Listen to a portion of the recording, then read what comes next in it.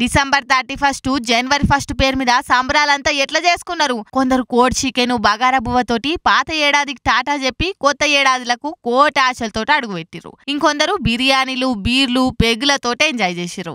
చిన్న పెద్ద అన్న తేడా లేకుండా ఆటలు పాటలు డాన్సులు అబ్బో చిన్న సంబరాలు కాదు కదా ఒక్కొక్కలై ఆనందంలో మునిగిరేలిరంతా. మనమే కాదు రాహుల్ గాంధీ వాళ్ళ అమ్మ సోనియా మేడము మీరే కాదు మేము కూడా న్యూ ఇయర్ గిట్లా చేసుకున్నామని అలా యూట్యూబ్ ఛానల్లో ఓ వీడియో పోస్ట్ చేసిర్రు. సోనియా అమ్మకి ఇష్టమైన వంటను తయారు చేసిండు రాహుల్ సారు. తోటలకెళ్లే పండ్లు తెంపుకొచ్చి మంచిగా కడిగి అమ్మతోటి ముద్దుగా ముచ్చట పెట్టుకుంటా అదోటి ఇదోటి మాట్లాడుకుంటా ఆరెంజ్ మార్మలేడ్ అనే ఓ జామ వండిండు రాహుల్ గాంధీ. అయితే ఆ రెసిపీ నాది కాదు మా చెల్లె ప్రియాంకది నేను కాపీ కొట్టినా అనుకుంటా జరసేపు మజాకులు సుతా ఆడిండు. అటెన్క ఆ జామున్ చిన్న చిన్న సీసాలలో ప్యాక్ చేసి అలా దోస్తులు చుట్టాలకు వంచేతందుకు పేర్లు కూడా రాసిపెట్టి కొత్త సంవత్సరంలో అడుగుపెట్టిర్రు. 2023కి బాయ్ చెప్పి జర మనసు నిమ్మలం చేసుకుని 2024లో అడుగు పెట్టుమని దగ్గరోళ్ళకి పంపిండు.